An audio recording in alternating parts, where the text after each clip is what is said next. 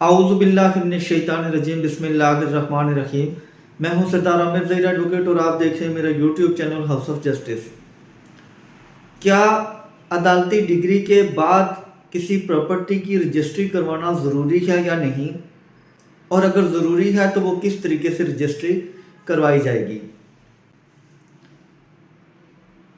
अक्सर हम देखते हैं कि जब प्रॉपर्टी का लेन देन होता है, एक शख्स कोई प्रॉपर्टी बेचता है, दूसरा खरीदता है, तो सबसे पहले उसका एक एग्रीमेंट बनाया जाता है, agreement to sale. Agreement to sale बनाते हुए आप उसमें सारी टर्म एंड कंडीशन भी लिख देते हैं। उसमें सेलर, परचेजर, विटनेसेस के साइन भी हो जाते हैं, नोटरी पब्लिक से वो अटेस्ट भी हो जाता है। उसके बाद जो बयाना की रकम होती है वो उसी टाइम अदा की जाती है। कुछ लोग प्रॉपर्टी का कब्जा ले लेते हैं, कुछ नहीं लेते। अब उसके बाद जो परचेजर है उसने कुछ मज़ीद इंस्टॉलमेंट्स की सूरत में रकम अदा कर दी, लेकिन जहाँ कब्ज़ा नहीं दिया जाता, मोस्टली वहाँ देखने में ये आता है कि जो सेलर होता है वो प्रॉपर्टी किसी और को भी सेल कर देता है। अब यहाँ से भी उसने बयाना भी ले लिया, कुछ और रकम भी ले ली, हो सकता है ज़्यादा रकम वो ले ले, थोड़ी बकाया हो, लेकिन इसके बावजूद वो प्रॉपर्टी वो किसी और को सेल कर देता है, या इस परचेजर को बेचने से ही इनकार कर देता है, इसके नाम पर ट्रांसफर नहीं करवाता। अगर कब्जा दिया हो तो कई बार तो कब्जा दे के भी लोग ऐसा करते हैं कि वो ट्रांसफर करवाने से इनकार कर देते हैं। रकम चूंकि उन्होंने वसूल कर दी होती है तो वो वही प्रॉपर्टी किसी और को सेल करने के चक्रों में पड़ जाते हैं। तो ये एक फ्रॉड की समझ लें किस्म है। या अगर प्रॉपर्टी की वैल्यू इस एग्रीमेंट के दौरान फुल पेमेंट से पहले इंक्रीज हो जाती है तो फिर भी लोगों के दिल में लालच आ जाता है कि मैंने इस शख्स को इतने में बेच दी, अब मैं इसको इतने में बेच सकता हूं। तो बहुत सारी वजूहात होती हैं कि जो सेलर होता है वो उस प्रॉपर्टी को परचेजर के नाम पर ट्रांसफर नहीं करवाता। उसके बाद लिटिगेशन स्टार्ट हो जाती है। जो सेलर होता है वो अदालत में चला जाता है, सूट फॉर स्पेसिफिक परफॉर्मेंस दायर करता है। अदालत कौन सी? सिविल कोर्ट में ये केस होता है।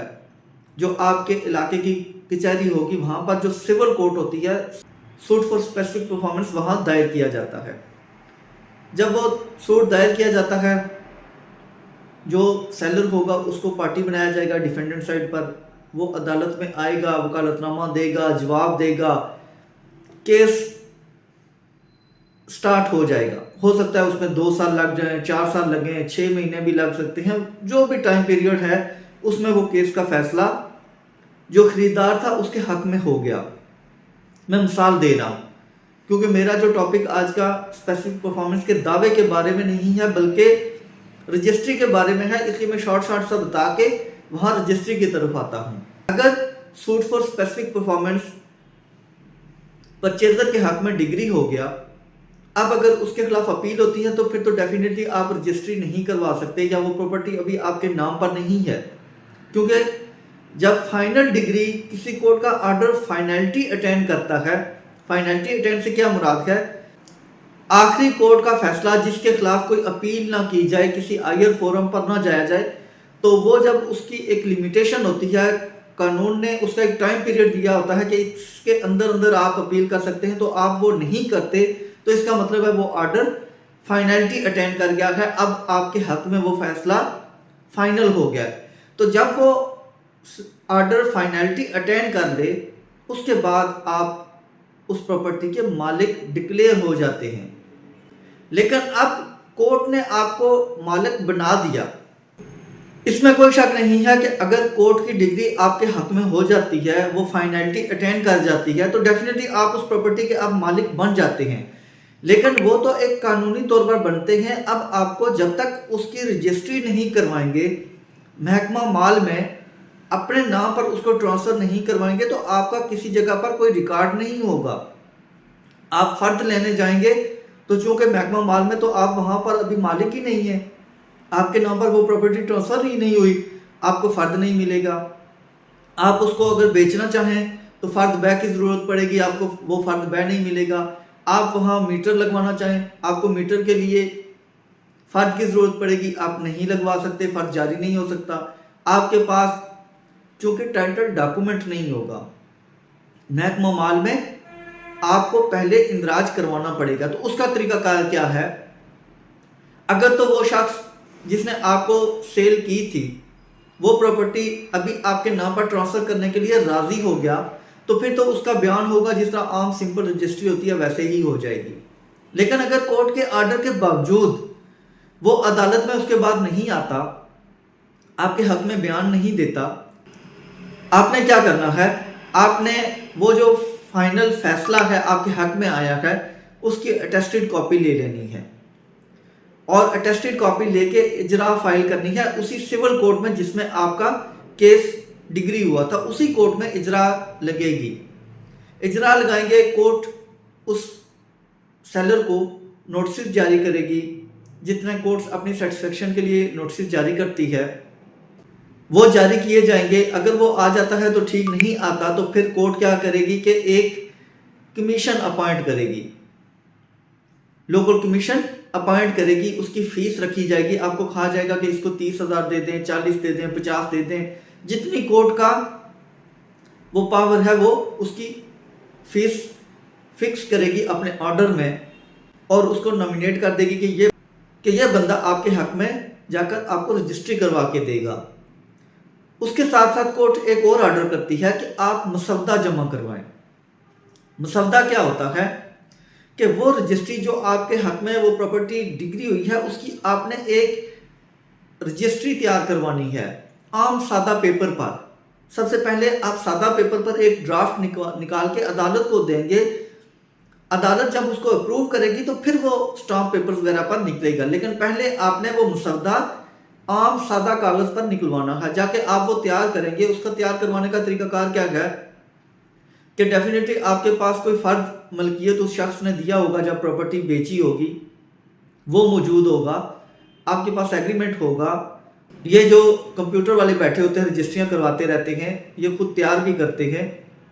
आप इनके पास चले जाएं, इनको वो एग्रीमेंट भी दें, वो फर्द की कॉपी भी दें और उनको कहें कि ये रजिस्ट्री तैयार कर दें। वो अदालत का ऑर्डर वगैरह भी आप साथ ले जाएं ताकि वो वहाँ से देख के अदालत का नाम भी लिखेंगे, उसमें जो लोकल कमीशन अपॉइंट हुआ है उसका नाम, शनाख्ती कार्ड नंबर, सारी डिटेल लिखेंगे, फ़ोन नंबर भी।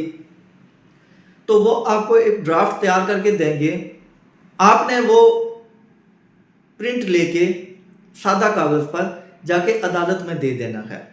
अदालत उसको खुद चेक करेगी, जो जज साहब होंगे वो उसको पढ़ेंगे कि ये जो रजिस्ट्री आपने आपके हक में केस डिग्री हुआ है जिस प्रॉपर्टी की बाबत, क्या उसी प्रॉपर्टी की बाबत आपने रजिस्ट्री तैयार करवाई है। ऐसा तो नहीं है कि आप किसी एक जगह का केस करें और रजिस्ट्री किसी और की बना के तो उसकी वो करवा लें थ्रू कोर्ट, तो ऐसा नहीं होता। इसलिए पहले मुसवदा मंगवाया जाता है कि आप अदालत में वो मुसवदा दें। तो आपने फिर उसी प्रॉपर्टी का जिसके आपके हक में फैसला आया है उसी की रजिस्ट्री तैयार करवा के जाके अदालत में जमा करवानी है। अदालत ने वो मुसवदा देखना है, अगर उसमें कोई कमी बेशी है तो अदालत उसको खुद आपको जज साहब करेक्ट करके देंगे, ऊपर लिख के देंगे कि ये चेंजिंग करके लाएं। अगर ठीक है तो फिर वो उसको अप्रूव की मोहर लगाई जाएगी और उस पर जज साहब के साइन हो जाएंगे और वही जो फाइनल मुसवदा आपका जिस पर जज साहब ने अप्रूव करके साइन किया है वो आप फाइनल जो प्रिंट होंगे वो लेंगे। किस पर? वो जो उस प्रॉपर्टी की वैल्यू के हिसाब से आपने स्टाम्प पेपर निकलवाने हैं। वो जिस तरह आम रजिस्ट्रियाँ आप करवाते हैं तो प्रॉपर्टी की वैल्यू निकाली जाती है कि इस पर टैक्सेस कितने होंगे, तो वो आपने उसी तरीके से आगे सारा प्रोसीजर फिर करना है। वो सारे टैक्सेस पे करने के बाद उस पर स्टाम्प पेपर्स पर आप उसका फाइनल जो मुसवदा अप्रूव हुआ है उसका प्रिंट लेंगे।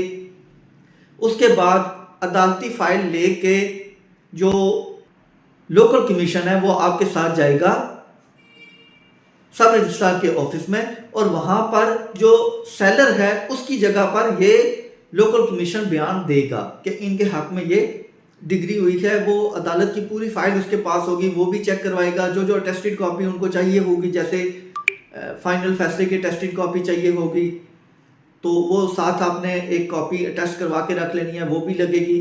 तो वो सारा प्रोसीजर करने के बाद आपकी रजिस्ट्री फाइनल हो जाएगी। बल्कि अब इसमें जो चूँकि ऑनलाइन हो गई है, तो अब आपने खुद प्रिंट नहीं लेना है, लेकिन वो सारी रजिस्ट्री वगैरह आप अप्रूव करवा के मुसद्दा साथ उसकी कॉपी लेके जाएंगे, तो वहाँ वो ऑनलाइन भी हो जाती है। ये पहले जो होता था कि चूँकि ऑनलाइन नहीं थी, तो पहले यहाँ से प्रिंट लेके तो सारा लेकर जाया जाता था। अब आपने वो स्टाम्प पेपर्स लेके जाने हैं, तो उस पर वो फाइनल प्रिंट वहाँ से दे दिया जाएगा।